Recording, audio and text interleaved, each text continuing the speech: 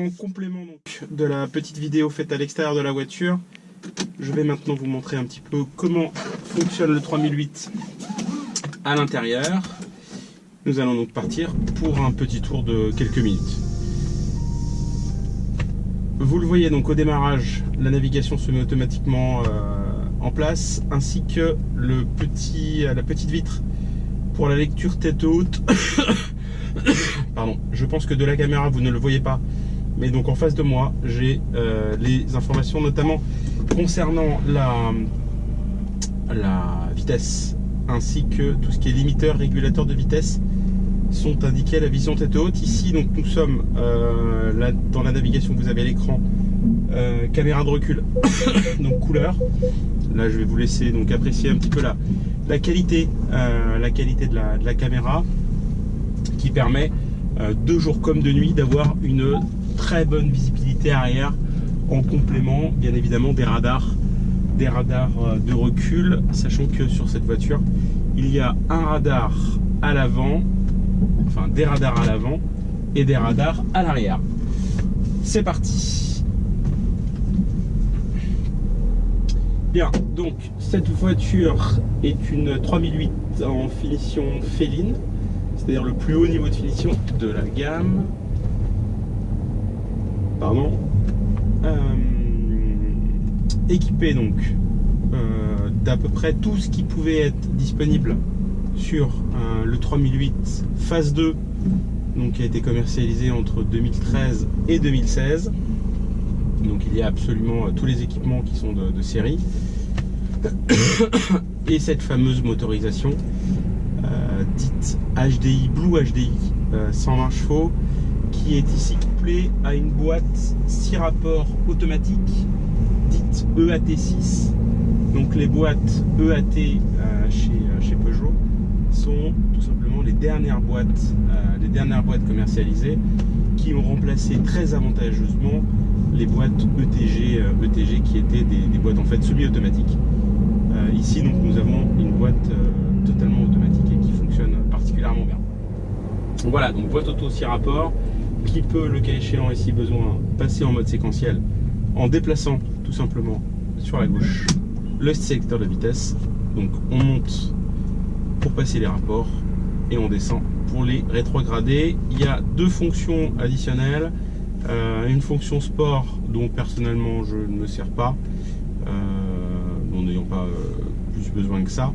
Mais par contre, notamment quand la température baisse en dessous de 2-3 degrés, donc on arrive sur des problématiques de route gelée, il y a une fonction nage ici qui est bien utile. Elle permet de passer un petit peu moins de couple au sol et donc de pas trop patiner. Voilà. Nous allons donc, j'espère, pouvoir rouler un petit peu. Là, c'est pas la meilleure heure, il est 16 h, donc ça va un petit peu bouchonner. En attendant de pouvoir rouler un tout petit peu. Donc, dans les points forts du véhicule, comme je vous ai dit, intégralement équipé, notamment donc une navigation couleur. Navigation couleur 3D, donc assez simple d'utilisation. Juste le temps donc de vous parler un petit peu. Donc vous l'avez vu sur la vidéo, sur la première partie de la vidéo, donc un intérieur qui est complètement en cuir, qui est plutôt de très bonne qualité, qui vieillit bien, puisque la voiture a un peu plus de 4 ans et 98 800 km. Donc les sièges avant sont chauffants, les deux, et le siège conducteur est en plus à commande électrique. Donc ça c'est plutôt pratique pour avancer, reculer, incliner le dossier. Voilà, donc on est sur vraiment une voiture parfaitement bien équipée. Autre point, donc vous l'avez vu également sur la vidéo au départ, on va laisser passer la voiture. Donc il y a des feux à l'avant qui sont des feux xénon qui sont tournants. Donc en fait, voilà, c'est notamment à moyenne vitesse et à basse vitesse, les feux tournent en même temps que les roues, ce qui permet d'accompagner tout simplement le faisceau lorsque sur route Voilà, ça tourne à droite ou à gauche, forcément en ligne droite, eh ben, on voit pas ce qui se passe. L'avantage c'est qu'avec les feux tournants, eh ben, on voit un petit peu mieux sur la route ce qui s'y passe. Du coup, on va se remettre en musique normale.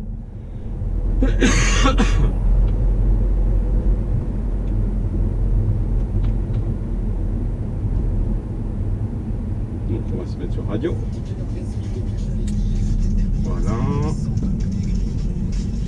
Voilà, donc on va profiter qu'on est au feu pour montrer les commodos qui sont tous donc logés ici. Ici notamment pour changer de radio.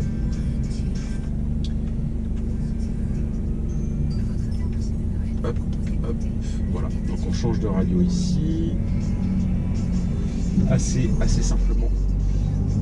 Ça permet aussi de décrocher, de raccrocher au niveau des appels téléphoniques. Donc ça tombe idéalement sous la main, que ce soit du côté droit ou du côté gauche. Côté gauche où on a à la fois le régulateur et le limiteur. Donc là je suis en mode limiteur. Il suffit de tourner la molette pour passer en mode régulateur de vitesse. Donc c'est vraiment très simple. Et tout se règle évidemment à portée de main. Autre point, nous avons donc les essuie-glaces automatiques.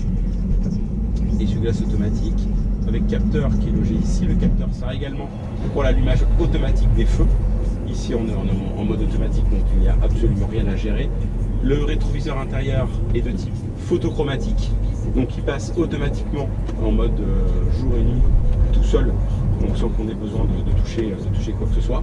Et ici on a une petite centrale que vous avez peut-être vue lorsque j'ai démarré la voiture et qui permet en fait tout simplement de voir si, à l'arrière notamment, les enfants n'ont pas mis leur ceinture. Voilà, donc ça c'est, sachant qu'il n'y a pas de capteur,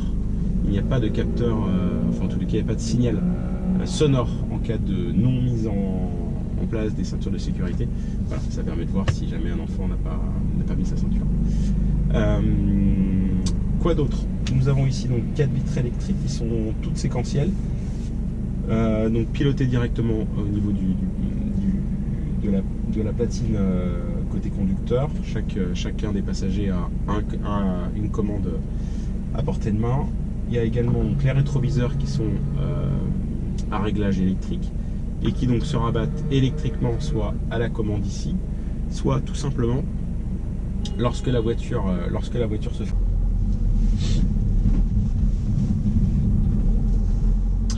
Donc sur la voiture, les suspensions avant ont été changées il y a un peu moins de 4000 km.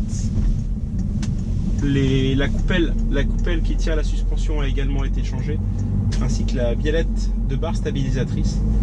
Donc ce qui permet d'avoir un comportement routier assez proche de celui que la voiture avait quand elle était neuve.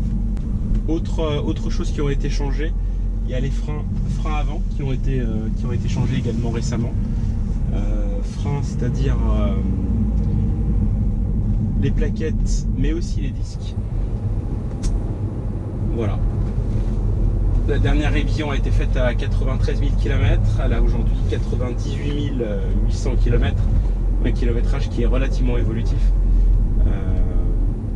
Dans les prochains jours et prochaines semaines, voilà, la voiture roule régulièrement, mais pas énormément en kilométrage. La prochaine révision sera à faire donc à 116 000 km. Les pleins d'AdiBlue sont également faits au fil de l'eau. Le moteur, c'est un moteur diesel HDI 120 chevaux. Très souple également, relativement performant. Alors on ne pourra pas le voir tout de suite parce que là le moteur est froid et on va lui laisser le temps de chauffer un petit peu.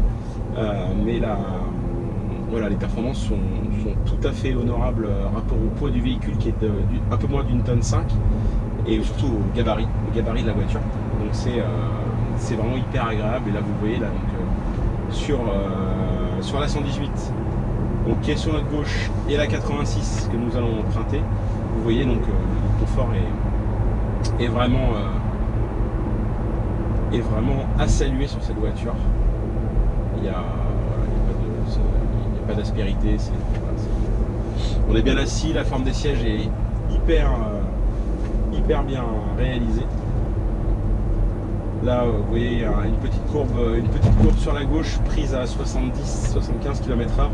Voilà, il y a voilà, la prise de roulis est très modérée. Bon, je pense que les talons de Peugeot, en termes de comportement routier, ne sont plus forcément à découvrir, mais c'est toujours appréciable.